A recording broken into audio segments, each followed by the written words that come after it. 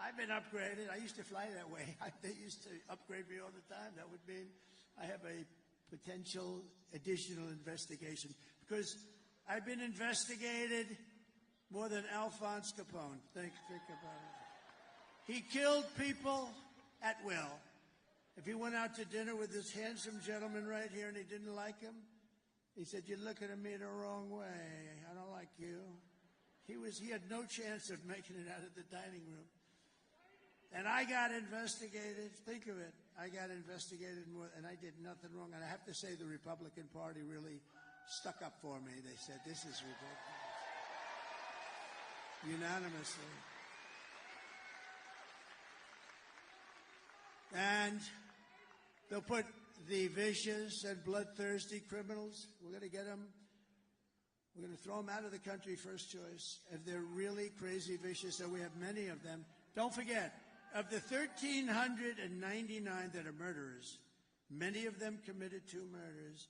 Of these people, I don't know, I'd almost rather keep them in jail because, if they come back, now we're going to have something about them coming back. It's serious, and we'll tell you about it. But we're going to either put them in jail or we're going to get them. And for the most part, we want to just get them the hell out of our country, right? No, they're emptying their jails and mental institutions to expedite removals of the removal of Trende Aragua and other violent gangs like MS-13, all savage gangs, tough gangs. They're tough, they're nasty. That's why I want to be with those Penn State guys. I feel very good. I will invoke the Alien Enemies Act of 1798. 1798. That's when they ran the country a little tougher than we run it today. Today you get a little slap in the wrist when you kill somebody. You kill somebody. Oh. Now if you fight for a fair and free election, then they throw the book at you, right? Then they throw out a book because they don't like it because you're getting too close. And those numbers that are coming in today, nobody's ever seen numbers like this. It's a great tribute. So we're going to invoke the Alien Enemies Act of 1798 to target and dismantle every migrant criminal network operating on American soil.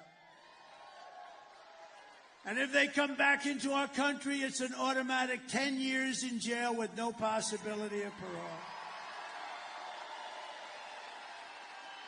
And I'm hereby calling for the death penalty for any migrant that kills an American citizen or a law enforcement officer.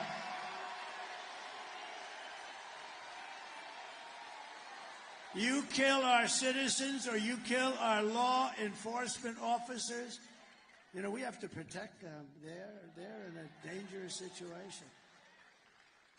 And we have very few. It's very hard to get them now. It's because we don't protect them. We don't stick up for them. We don't fight. We end up taking away their pensions. We end up taking away their house. They end up losing their families. We're going to fight for our law enforcement officers. Being a policeman used to be one of the most sought-after jobs in the country. Today, it's not. I visited a wonderful young family in Long Island. The door opens to a car and bullets start firing out. He's not allowed to do anything. He can't, just horrible. It's very dangerous. And we're going to have it so they're going to want to be cops again. We want to be policemen. My father always said, don't ever use the word cops. That's not respectful. It's a little different than it is nowadays. Can you imagine? Because my father had respect with our family. He had always great respect for policemen. I'll never forget, I said to my father, Dad, the cops around here do a good job. Don't ever use the word cops. They're policemen. At that time, it was mostly policemen. Now it's policemen and policewomen. It's good. But that's a different, there's a whole different thing. We're going to bring it back to exactly like my father felt about him. He had total respect for them, and they did a great job. And you couldn't even get on the force. The standards were so high. Everybody wanted to be a policeman or, then, as it kicked in, a policewoman. And they're doing a great job. And I will immediately ban all sanctuary cities in the United States of America. We will secure our borders. And we will also rescue our economy. because our economy is in a mess. And I've seen it for a long time. I'm very good at that stuff. I'm very good at that stuff. I've been talking about it for a long time. Scott Bessent, one of the smartest people on Wall Street, has been talking about it. In fact, he said the only reason the stock market's up is because everyone thinks Trump is going to become president this very year. Maybe the top guy on Wall Street. 4 years of Kamala have delivered nothing but economic hell for American workers. You know that. Her inflation disaster has made life unaffordable and cost families over $30,000 in higher prices. It's the cost. People tell me all the time, I actually talk to a lot of people. It's hard to believe. If I'm in a group, I say, come here, what do you like the best? Well, my groceries are different. They're always talking about groceries and the cost of cars, the cost of everything. The cost of anything. It's all inflation that they created. They created it so stupidly with screwing around with my energy policies. I had oil at $1. I thought it was 87. I was corrected by the government. It was $1.84 a gallon. Think of this. And today you're at $4 and $5 and actually going up. It's going to go up a lot. By the way, the day after the election, if something bad happens, you'll see oil at 10, 12, 15, because these crazy people are trying to force electric cars down your throat. And we like electric cars, but they're not for everybody. And by the way, Elon Musk is incredible, what he's done. Do you know where he is right now? He's in Pennsylvania fighting for the election. He's campaigning, Elon. That 22-story rocket ship last week, did you see that? It's coming down. I say, oh, no, it's going to crash. Look at the gantry. It's coming too sharp. Stop it, stop it. I didn't know it was him. I figured it was him because he's so far advanced. You know, who else could do this kind of stuff? Anyway, this thing's coming down. It's wrong angle. And then all of a sudden, it really looked like it had the whole deal was going to collapse, the gantry. That's the thing that holds it up. So it's coming down. Then all of a sudden, wow, massive flames of fire and jets and everything comes pouring in from the left and pushes it over. And then it drops gently down. And then those two big arms come out like you're hugging your baby. Just grab that thing and put it gently down. Put it gently down in the pad. And it was a beautiful thing to see. See, now in the old days I would have said hugging something else, and I would have thought that was so smart to say. And then the fake news would be writing stories about it for 2 weeks. So we don't give them those opportunities quite as much, but it was more fun, but we don't give them those opportunities. Just days ago, we had, Elon, really, we have to be thankful. He gave for the horrible hurricane that did such a big number on numerous states, but North Carolina got hit badly. I mean, they were really hit. And I was there. I was very early there, actually, and then came back, and I met with a very good person, one of the head people in North Carolina. He said, sir, you know Elon Musk, don't you? Yeah.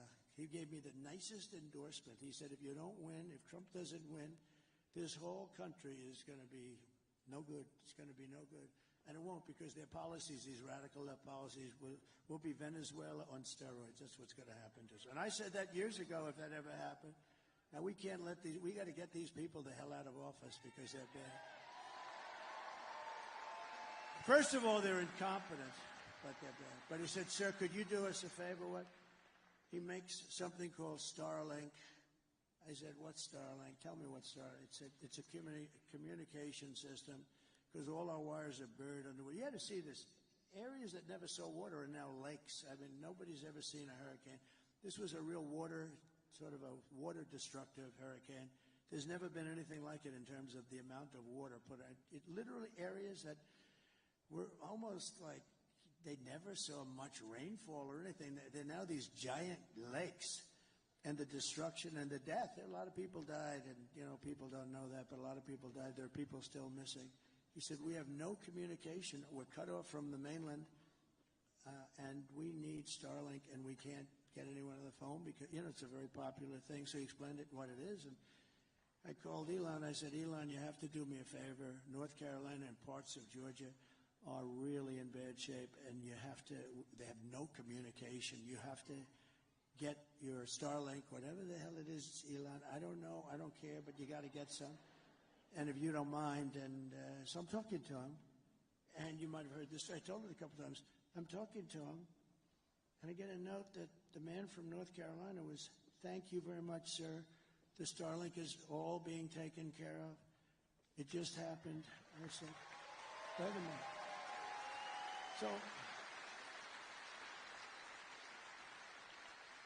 So I said, Elon, did you approve that? Yeah. How the hell did you approve it? You're talking to me on the phone. He said, well, I'm able to do two things at one time.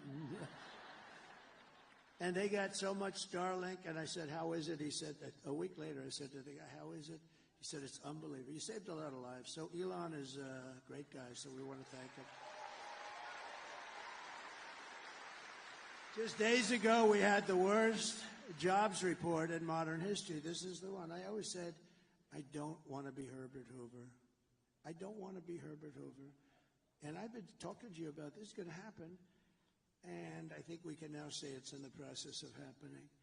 So normally you see all these jobs, everything, hundreds of thousands of jobs, just because of the size. And they just announced Mike. You'd be amazed at this. Mike, look at our Mike. Look at him. He lost all that weight. He looks so handsome. Stand up. Mike Pompeo. Stand up, Mike. He looks so handsome. Wow. Man, I'm going to ask him, how the hell did he do that? That's good. Good. That's great. But it just said, 12,000, and this is an unbelievably, like an unthinkable number. I've never heard of a number that low. I've never heard of it. It's been decades. And I heard that, and then I heard 30,000 private sector jobs were killed in a single month, and nearly 100,000 manufacturing jobs have been wiped out just since the beginning of the year. 100, and those manufacturing jobs are gold for us. Those are the people that make the product. 150,000 Americans joined the unemployment rolls in October, and nearly 250,000 people dropped out of the labor force. Did you ever hear numbers like that? That's like a depression. And I've been saying the D word. I don't like to say it, but I've been saying the D word, the depression. Then they did something even worse than that. A few months ago, they fraudulently claimed that they had 818,000 jobs created, that they created 818,000. That was good. But that just brought us up to normalcy, so it wasn't a big story. Because now all of a sudden, instead of being down 818, they were like normal. And when in fact, none were created. It was a fraud.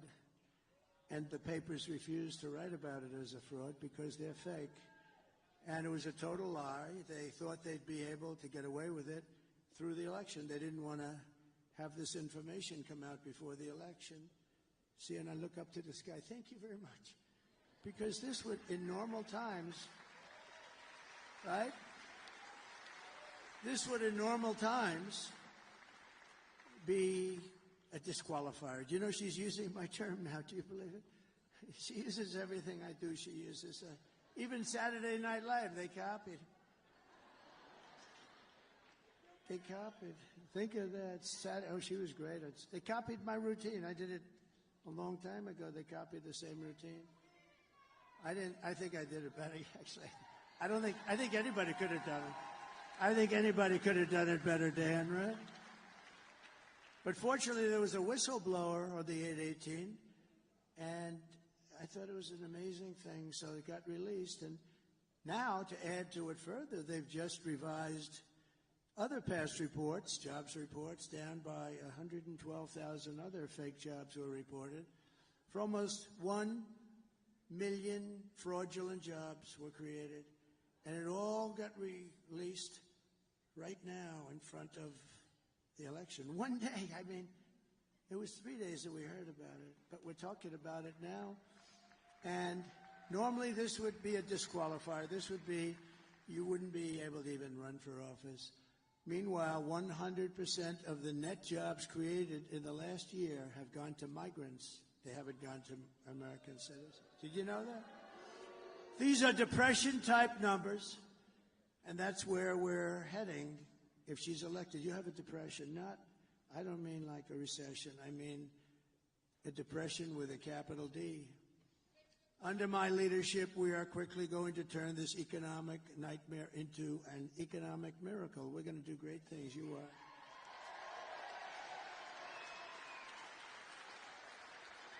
We're going to make America wealthy again, and we're going to make America affordable again. We have to get the prices down. I told the story this morning. A woman goes up to a counter in a supermarket with 3 apples. It was reported somewhere, and it's just like, this can't happen in this country, and brings them up, 3 apples. An elderly woman brings them up to the counter, and she realized that they're too expensive, and they've gone up so much from the last couple of months. And she takes one of the apples back to the refrigeration section and walks back, and she buys 2 apples instead of 3. This shouldn't be happening in the United States. So we're just one day away from the best jobs and biggest paychecks and the brightest economic future that the world has ever seen. But you must vote.